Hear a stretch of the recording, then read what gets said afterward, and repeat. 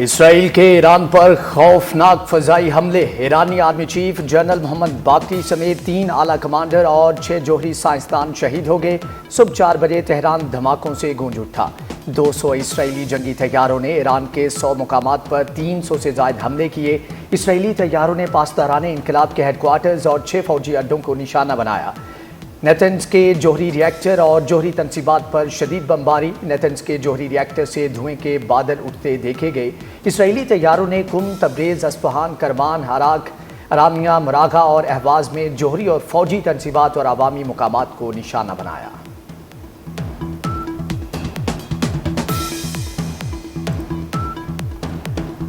پاسداران انقلاب کے سربراہ جنرل حسین سلامی بھی شہید۔ سپاہ پاسداران کے deputy commander general Ghulam Rashid بھی اسرائیلی حملے کا نشانہ بنے۔ جوہری ایجنسی کے سابق ڈائریکٹر فریدون عباسی، ایٹمی سائنسدان مہدی تہرانچی اور رضا ذوالفقاری بھی شہید۔ اسرائیل کا القدس فورس کے سربراہ اسماعیل کانی اور سینئر جوہری سائنسدان کو شہید کرنے کا دعویٰ۔ ایران کے سابق سیکیورٹی چیف علی شمخانی اور میجر جنرل غلام علی راشد بیٹے سمیت شہید ہوئے۔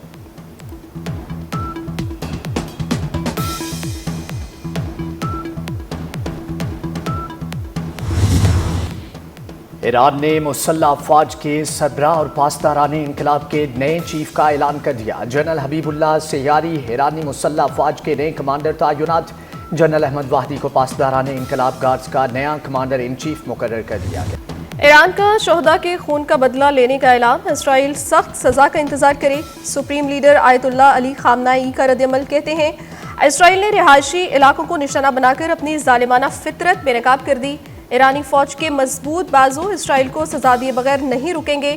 قم کی مسجد جمکران پر سرخ پرچم لہرا دیا گیا۔ ایران میں سرخ پرچم کو بدلہ لینے کا جھنڈا کہا جاتا ہے۔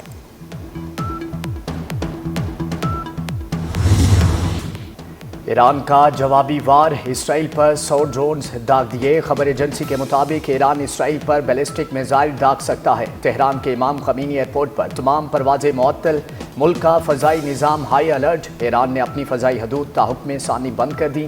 اردن، عراق اور شام نے بھی اپنی فضائی حدود بند کر دی۔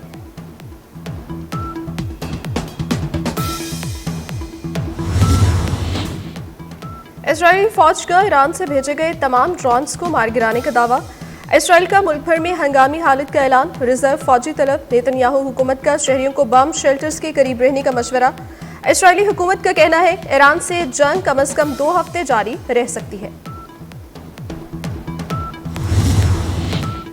اسرائیل نے نیتنز شہر میں ایران کے جوہری افزودگی کے مرکزی مقام کو نشانہ بنایا۔ انٹرنیشنل ایٹمک انرجی ایجنسی نے بھی تصدیق کر دی۔ سوشل میڈیا ایپ ایکس پر ایٹمک انرجی ایجنسی نے لکھا کہ ایران میں تشویشناک صورتحال پر گہری نظر رکھے ہوئے ہے۔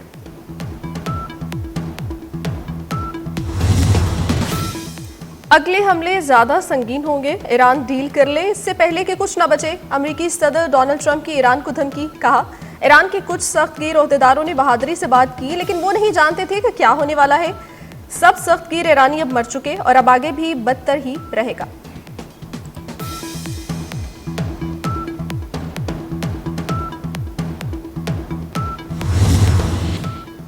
پاکستان کی ایران پر اسرائیلی حملے کی مذمت۔ وزیر خارجہ اسحاق ڈار نے کہا کہ اسرائیلی حملے ایران کی خود مختاری کی خلاف ورزی ہے۔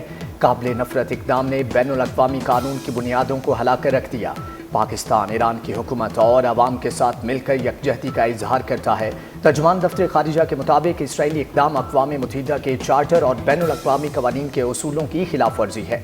بین الاقوامی برادری اور اقوام متحدہ اسرائیلی جارحیت کو فوری رکوائے۔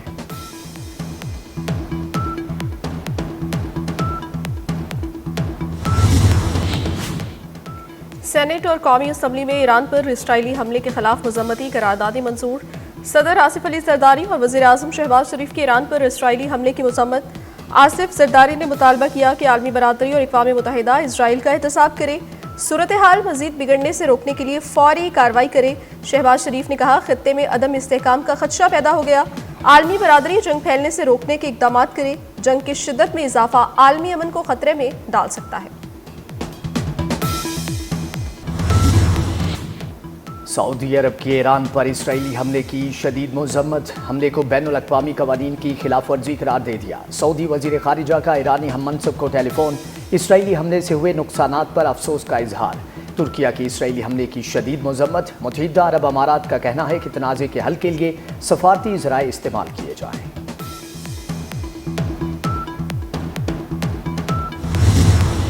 روس اور چین کا ایران پر اسرائیلی حملوں پر گہری تشویش کا اظہار۔ اقوام متحدہ کی ایران پر اسرائیلی حملے کی مذمت۔ اقوام متحدہ کے سیکرٹری جنرل اینٹونیو گوتریس کا ایرانی تنصیبات پر حملے پر تشویش کا اظہار۔ کہا، اسرائیل کے ایران پر حملوں سے مشرق وسطی میں کشیدگی بڑھے گی۔ انڈونیشین وزارت خارجہ کا کہنا ہے اسرائیلی حملہ غیر قانونی اقدام ہے۔ جاپان، آسٹریلیا اور نیوزی لینڈ کی بھی اسرائیلی حملے کی مذمت کی گئی۔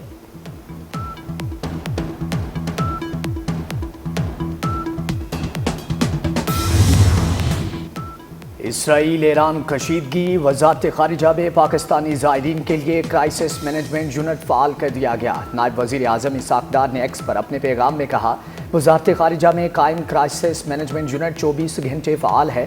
تہران میں پاکستانی سفارت خانے کو کمیونٹی اور زائرین کو مکمل سہولت دینے کی ہدایت کر دی گئی ہے۔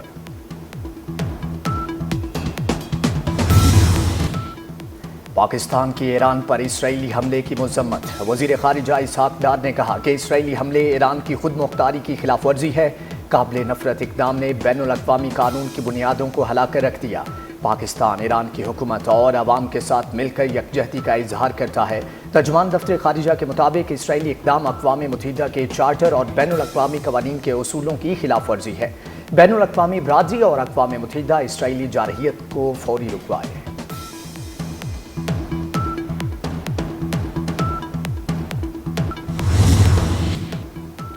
سندھ میں گریڈ 1 سے 16 تک کے ملازمین کی تنخواہوں میں 12% اضافے کا اعلان۔ گریڈ 17 سے 22 کے ملازمین کی تنخواہ 10% بڑھے گی۔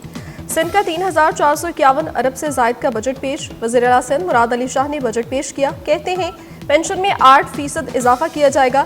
تعلیم کے بجٹ میں 12.4% اضافے کا اعلان۔ بجٹ میں جاری اخراجات کی مد میں 2149 ارب روپے رکھے گئے۔